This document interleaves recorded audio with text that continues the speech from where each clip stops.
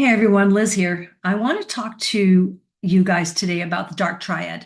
This is a very complex and challenging situation if we're in relationship or relating to some of these people. These are people who are part of a grouping in the DSM-5 called the um, antisocial personality disorders. So I'm going to try to talk about them and kinds of some things you can do about, some things to think about while we get started. Let me share screen and we'll get started. Um, this is, I present this with a lot of compassion and understanding because this is a deep and complex and troubling subject. Now, uh, I've just set a lot of pause because I don't think in 20 minutes or less, of course, I'm not going to cover it in great detail. I can cover it somewhat, but I recommend this is to pique your interest in a safe place here at Chewy if you want to watch this. Uh, if you feel like you're in some of these situations, to pique your interest, to get the research or done or the help that you need out there. Okay. Now, I am not a licensed psychologist. I was in the Army as a chaplain and a counselor, and the Army trained me in psychology essentially to do all this work. So I have done a lot of counseling, maybe 15 years of it, and pastoral counseling. And now I'm out of the Army. Now I'm not a licensed counselor. I am a professional coach, and I still have the knowledge, but I'm not licensed and I don't do counseling anymore. I just want to be full disclosure of who I am. I know the shiz, but I've done my thousands of hours of counseling, but never got the licensing because I didn't want to. Anyway, the information today comes out of the DSM-5, the diagnostic and statistical manual of mental disorders. I can't talk today. But anyway, this is a way to kind of clarify and define and delineate the different mental disorders. Now, you'll find there's a lot of overlap when we talk today about these three personality disorders: Machiavellianism, psychopathy, and narcissism. And also, people like Jordan Peterson talk about the dark tetrad, which also includes sociopathy. There's a lot of overlap, as we'll discuss, about what is sociopathy, what is psychopathy. We don't have to figure that out today, but this is to encourage you to get the help you need, to begin thinking about. I know couples and families that don't even realize that there is abuse going on. They think that's just life. I remember talking to a woman at my church back like 20 years ago. She read the signs behind the stall door saying, if this is happening, your partner might be abusive. You know, little signs that women see in the bathrooms. And she came out and was washing her hands with me one day, and she goes, "Of course, all that stuff happens. I'm married." I mean, it's kind of sad state of affairs, but many people may not even realize that they're in these situations. So who am I? I'm basically a transpersonal psychologist, if you will. I like to look at the whole person, including the aura, energy fields, a spiritual, psychosocial um, uh, in capturing of the entire human experience, which can involve plant medicine and energy medicine. And so that's kind of who I am. That's where I live and move and have my being.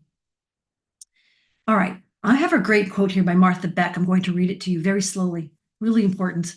I got this quote from her like in 2010. She was my first coaching trainer. She's Oprah Winfrey's life coach. I mean, this does not bode well these days, but given the deep state, et cetera, but it was what it was. I loved her back then. Cruelty, whether physical or emotional, isn't normal. It may signal what psychologists call the dark triad of psychopathic, narcissistic, and Machiavellian personality disorders. 1 out of every 25 individuals has an antisocial personality disorder. Their prognosis for recovery is 0. Their potential for hurting you about 100%. So don't assume that a vicious person just had a difficult childhood or a terrible day. Most people with awful childhoods end up being empathetic, and most people, even on their worst days, don't seek satisfaction by inflicting pain. When you witness evil, if only the tawdry evil of a conversational stiletto twist, use your ninjutsu, wait for a distraction, and then disappear. Martha Beck got a psychology degree from Harvard University, for what it's worth. She knows her psychology. The point here is that if you're with one of these types in the dark triad, they honestly are not going to change. If you can, you need to leave them to be safe and happy. But many people feel stuck. They feel like they just love them so much, or that maybe they'll change. The painful truth is they likely don't change. they likely really don't change. Here's saying this another way. And I've counseled, like, I've been counseling for maybe on and off for 15 years as a chaplain and as a pastoral counselor. It's such a complex, painful topic. I have so much compassion for you if you're living some of this. I've lived a little bit of this, but not as bad as it can get. But these relationships can be extremely abusive and harmful. These people can be extremely abusive and harmful. Um, and abusers purposely match up with nice people, like perhaps yourself, because they want to lose you. They want your energy. They want something from you. They want your money, their time, your stuff, your tears, your angst, your pain, your suffering, your devotion. You're coming back to them. You're doing what they want. They want control over you. They're getting something out of it, and you've been giving it. And honestly, there's always a match between the abused and the abuser. There's something we call the drama triangle, the drama cycle, which adds the rescuer too, and that's a topic for another day. So, but there's often a match between the abused and the abuser. If you are a guardian or caring for someone or have I misspelled it, a troubled child, this is even more challenging. In other words, you might be stuck with someone if you're performing elder care, you're taking care of a child. If you have a guardianship over someone, it gets very challenging. There's two big challenges with these abusive style relationships. And we're not talking the normal, like just grumbling at Thanksgiving type problems. We're talking can get really abusive, a lot of gaslighting, and a lot of violence and abuse. Seriously. Why is it so troubling?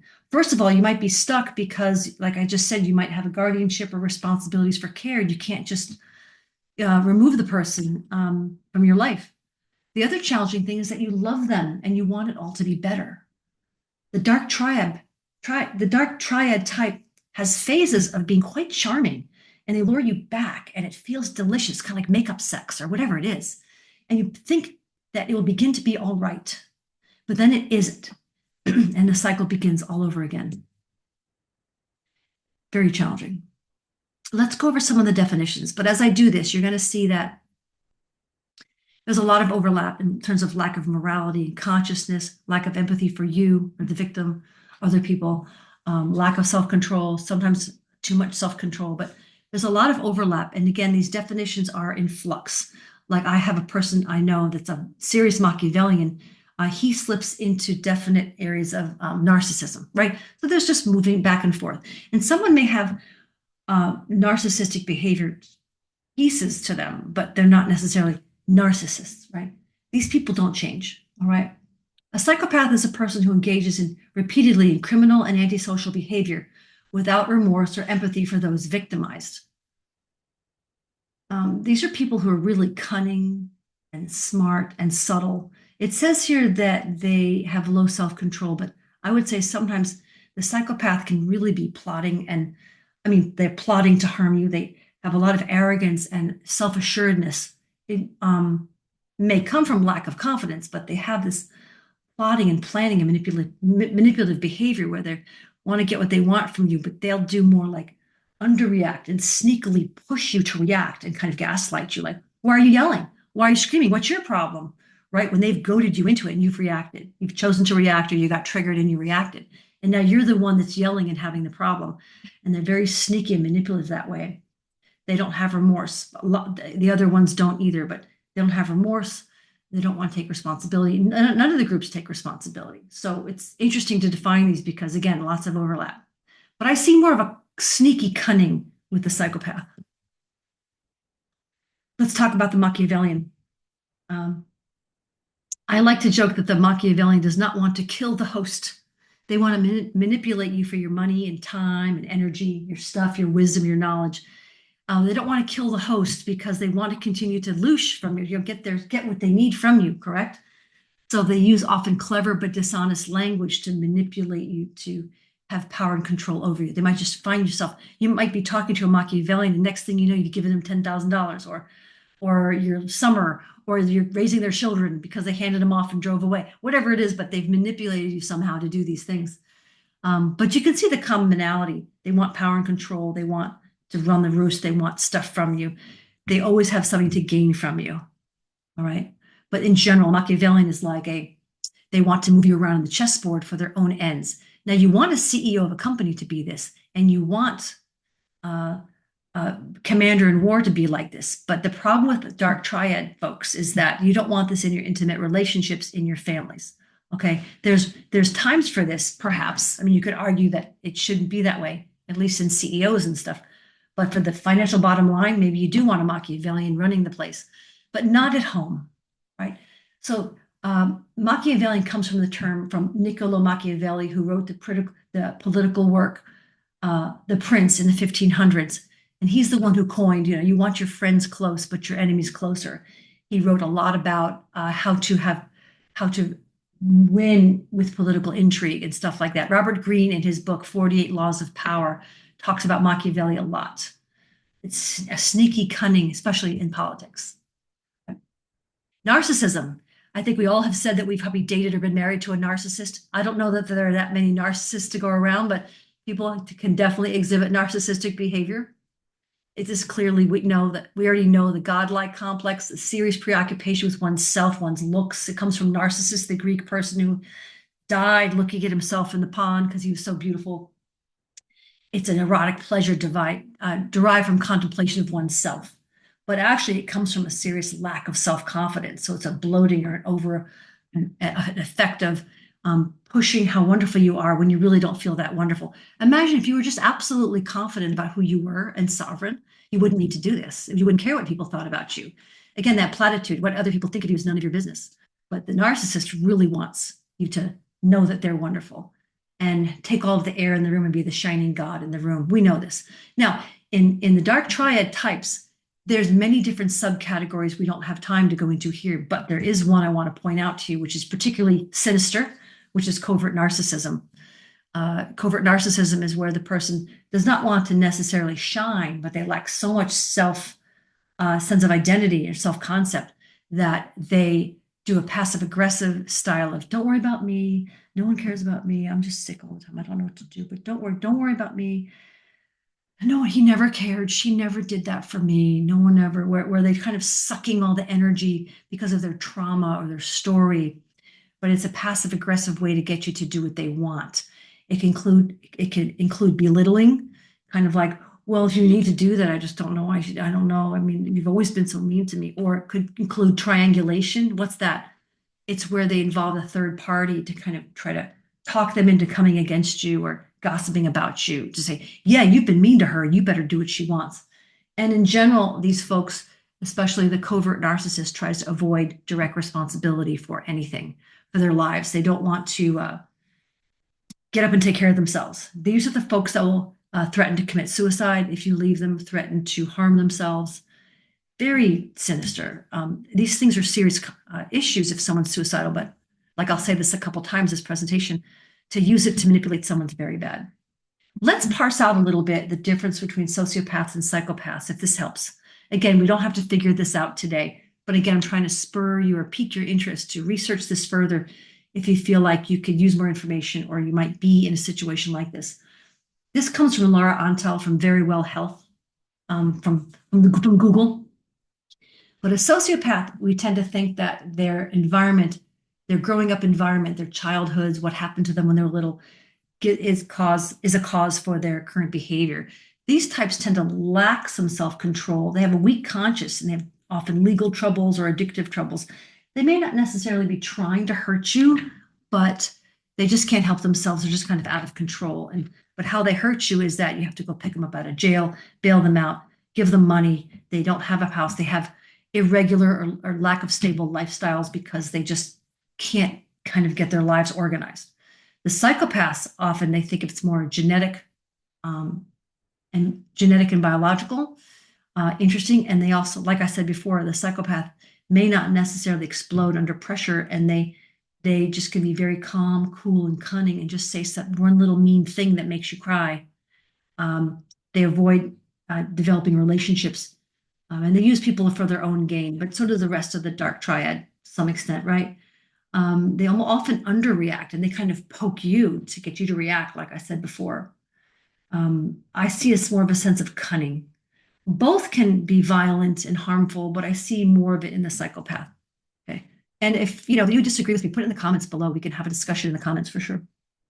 I want to introduce you to the power and control wheel. There are many of these on Google. You can find your own, or you can pause this and take a picture. Many different types of abuse out there. And this is very interesting because many people aren't even aware they're being abused. Um, they even don't understand. Like you just think, well, he just talks mean because he had a bad childhood. No, people should be nice. People have a responsibility to be nice to each other. You don't have to tolerate it just because his ex-wife was so mean to him, her ex-husband, boyfriend was so mean to her. No, they don't get a buy. They don't get to be abusive to you unless you allow it, which maybe you have been. A lot of people I know have been. Let me read the topics. We won't go into everyone, but Google this if you want. Using harmful language, right? Telling lies about people, triangulating, gossiping, using social standing. I'm thinking of the mean girls, telling mean things, being the only one to define a role in a relationship, using technology. You can cyberstalk somebody, uh, take over their computer at their house. You can do revenge porn posting where you post intimate pictures on social media. I mean, it's very bad. Using intimidation, like threatening looks and gestures and throwing things, breaking things, harming pets and animals. I counseled a couple once whose husband would mow down her tulips, her blueberries, and what else? Oh, her strawberries. And he would just say, "What? It was an accident." Like so awful. So someone else was throwing out his wife's gifts that she would get and throw them out, saying they were no good. Now, I'm not implying that only men are abusive. It's just these are the stories I have in my counseling history. It goes both ways. I would say, it tends to be men toward women or to weaker people or more gentle people because men have more testosterone, but it definitely goes both ways. Abuse is all over the place. There's minimizing, denying, and blaming, minimizing the impact of abuse, not taking responsibility, saying it's not true, gaslighting, blaming the victim. Well, if you hadn't done such and such, I wouldn't have to do this, or I'm doing this because of my bad childhood. Like, don't let people give you excuses. It's not because someone had a very bad day. Some of the people who had the worst days ever are the nicest people. Okay. Using threats, threatening to expose HIV status or to leave, to commit suicide, to harm themselves. That happens all the time. Threatening to use sexual or physical violence, all kinds of threats. Very bad. Of course, very bad. All kinds of grooming, sexual assault, coercion, harassment, all of that bad stuff we know about. Very bad abusive type behavior. Exclusion, excluding somebody. It's kind of like social standing, excluding someone out of a club. I know in religious areas, people can say, you're not being a good Muslim, you're no good, you're not a good Jew, you're not a good Christian because you do A, B, C, and D, kind of judging, keeping people's friends from someone, and of course, using physical violence, of course. Some people may not even be aware that some of this stuff's abusive, like, oh, he's just having a bad day. No, it's abusive. So when I was doing this kind of brief for my soldiers or sailors or Marines, someone would always raise their hand and he would say, ma'am, how do I know if maybe I'm a psychopath? Ha ha ha. You'd get some chuckles around the room. And, well, there actually is a test for psychopathy. You can go look, take it with a grain of salt, but this is a test to see if it might be you. But psychopaths don't tend to change because they like themselves. It's in their mind, it's your problem. The point being is if you're with one of these people, you just need to leave. But here's the challenge. The challenge is, number one, if you're caring for someone and you can't leave, you're stuck, right? You have to develop serious self-care and self-soothing techniques. I have friends who are doing this at this moment, and God bless them. So that is a challenge, and that is a huge thing where you need to do that every minute that you can. I would do self-soothing as often as you can.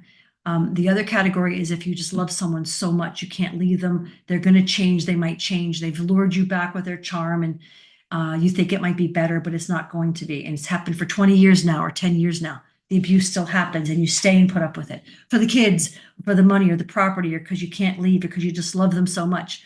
And I'll say something else here too. If you're in that category, the abuser often gets charming at first. Raise your hand if you've experienced this. Charming at first. And then if you don't respond, come back to them or do what they want, they get bad. And then if you don't do what they want, come back to them, they get worse and worse, and it gets way worse before it gets better. It will eventually get better, but and if they're harming you emotionally or verbally, it may become physical. This is why escape plans are very need to be figured out very carefully. It's a very tenuous situation. I'm not going to give escape plans here because I don't want to help any abusers We don't do that. That's a privately given, so that people who are in the dark triad don't know what you're up to. I won't share those here, but I'm going to give you some ideas before we leave. If you're with one of these people, you need to just leave. One hint I will give you is I read this book, I think 15 years ago or 20. There's a book by Lundy Bancroft here called Why Does He Do That? Inside the Minds of Angry and Controlling Men. In this book, it's astounding. In this book, he talks about the different types of abusive people, the different flavors, if you will, and how to leave them. I would get this book if you're curious about what to do. It's really very important book. There's many good stuff out there, many good books out there, but this is a very good one. And I'll remind you that abuse goes both ways. I've worked with same gender married couples. I married a lesbian couple 10 years ago, I think. And um, the more masculine female became abusive to her wife. You know, and women abuse men. One time I got a call from a Navy SEAL, Navy person of mine, sailor of mine, at 6 in the morning and said, my wife keeps trying to stab me while I'm sleeping. He found it kind of a challenge. And I go, are you safe? And he goes, you always do that. And he hung up on me. Like I just want to tell someone that my wife's trying to stab me every night in my sleep. And I always think of like John Wick or something, like in his sleep, just reaching his hand up to grab the knife. Like abuse goes both ways. Pretty crazy. Pretty crazy. So like I said, if you're in the challenge of caring for someone, do that self-care, do everything you can and take care of yourself so you don't lose it. And I feel for you.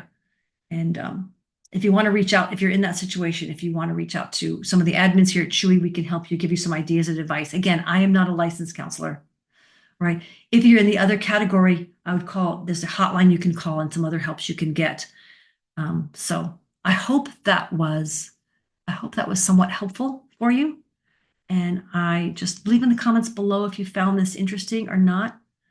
So let me see. Where's the I need to record. I need to find the, there we go. There we go. Thank you for listening, and I will talk to you soon.